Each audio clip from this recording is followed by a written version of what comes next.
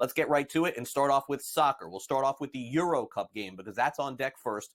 3 p.m. Eastern, folks. That's the first game on the pitch, with Spain being the favorite over France. Spain is plus 170 over the FanDuel Sportsbook. Tie plus 180. France is plus 200. Spain and France among the most successful international soccer teams in the land. Spain taking aim at a record 4th Euro championship. Spain has been the more impressive side so far, the only squad to have won all 5 of its matches, and the team's 11 goals are the most of any of the 4 semifinals. 3 o'clock Eastern today, we'll have it covered for you on Pharrell Coast to Coast. Now, as far as Copa America, that game is tonight at 8 o'clock Eastern, so in-game live and Gabe will have it covered on that one. Argentina, a massive favorite, as they should be, minus 310 over on FanDuel. And, of course, if you take upstart Canada, the big dogs left, plus 1,000. Plus 1,000. In the game today, not to win the whole thing, but plus 1,000 today. The reason why, Canada's had a hard time scoring, but they're here. Argentina did play Canada a couple of weeks ago, and they beat Canada 2-0 in Group A. Tuesday night's match will be the third meeting between the two teams. Argentina won each of the first 2 meetings, 5-0 in 2010.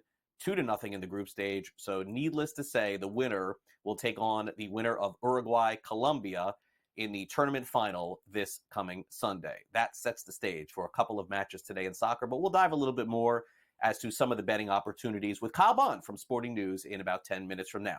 Major League Baseball last night, light night in baseball. The Reds beat the Rockies by a final of 6-0. We'll start there with the Major League debut of Reese Hines, the Reds' number 15th ranked prospect, according to Major League Baseball. 5th inning double, and then in the 8th inning, a 449-foot shot to give Cincinnati a 3-0 lead. If Reese Hines' name seems a little bit familiar, once upon a time, a long time ago, as a high school player, he did a home run derby on the field before the actual home run derby. Pretty cool moment there. David Bell, manager of the Reds, talked about Hines' debut last night. We know what he's capable of for sure, and to step right in to a big league game like that and directly contribute to a win, what a great way to get it going. You know, your career, and he was having fun out there. He enjoyed it, and he playing, had some nice plays in the field, and obviously contributed at the plate. And kind of it's a good way to just acclimate yourself to the team. And it was a big win for us, so to be able to contribute to that is a great feeling for Reese. Reese will be a very hot player in fantasy baseball pickup leagues this week, too. Anthony Rendon, probably not. But he is back. Anthony Rendon with the Los Angeles Angels. Boy, would they love to trade him at the end of the month. He's missed 68 games and had a fun offseason. But needless to say, he's back with the Angels. What he'll do is anybody's guess. Chris Sale scratched yesterday. He's going to start today for the Atlanta Braves. Braves also said that he is unlikely to pitch in the Midsummer Classic next Tuesday just due to scheduling quirks. So he'll make the All-Star team, but will probably have to be replaced as far as participating on the roster. Meanwhile, Marcell Ozuna of the Braves announced he's participating in Home Run Derby a week from this past Monday. Raul Mondesi, former big league player, sentenced to 6 years in jail in the Dominican Republic. Prosecutors accused Mondesi of embezzling $5 million with his time as mayor between 2010 and 2016. Some of the time, from what I'm reading, was deferred because he was under house arrest the last few years. Cooper Flagg, 17-year-old Duke Blue Devil, college freshman, who has yet to play a game in college, was holding his own against NBA superstars in their practice. Anthony Davis, Drew Holiday, Bam Adebayo, three-pointers, putbacks, everything else. He should be the number 1 overall pick in next year's NBA draft. We'll hear from Cooper Flagg in the sound off coming up. Paul George, by the way, said he was disrespected with his offer to return to the Los Angeles Clippers. Sorry, Paul. It hasn't worked out. Dan Hurley's UConn contract. Here it is. 6 years, $50 million. He rejected a 6-year, $70 million to become the Lakers head coach. There were really no terms that were disclosed once he ended up going back to UConn, but those are the terms, 6 years, $50 million. Zach Edey also playing in the Summer League. That's been going on right now, as you may know. 14 points, 15 rebounds, 4 blocks, also tipped in a last-second shot to send the game to overtime, but the Grizzlies lost the game in the end, 97-95. All right, now, at the court in Wimbledon, we've had some major upsets, both on the men's and women's side. In fact, Jannik Sinner will take on Daniel Medvedev.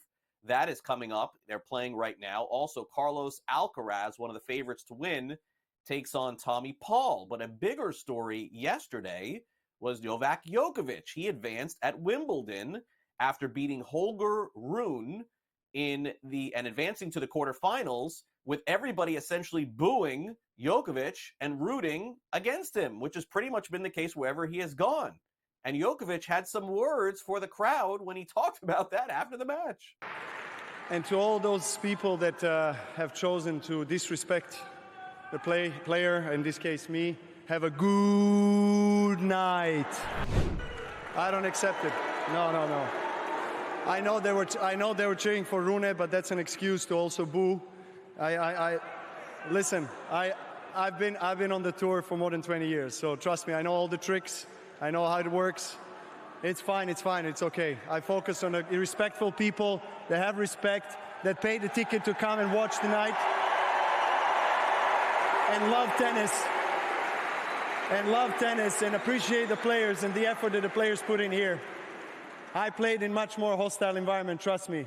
You guys can't touch me. Wow. Good stuff, I guess.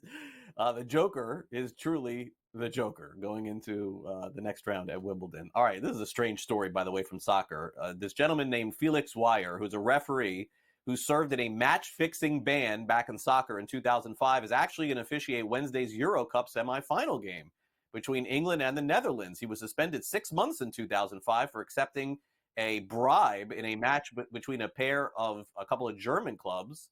And I guess he's back refereeing. Kind of strange here, to say the least. The National Football League has suspended Steelers cornerback Cameron Sutton for 8 games without pay.